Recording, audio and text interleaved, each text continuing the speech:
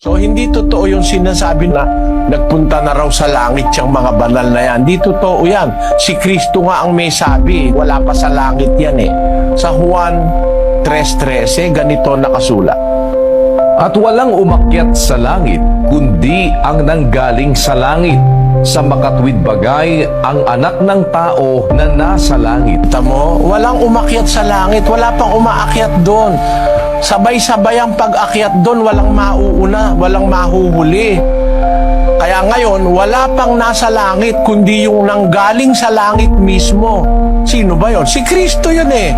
Siya yung umakyat doon, siyang nanggaling doon. Wala pang tao ron, kagayang paniwala. Si Maria raw nasa langit na, nakaupo raw sa langit, na parang reyna raw siya doon.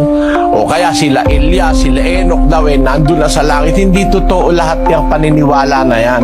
Wala pang umakyat sa langit. Kasi ang gusto ng Diyos, pagka dadalhin niya sa langit yung kanyang mga tapat na naglingkod sa kanya, sabay-sabay, hindi una-una.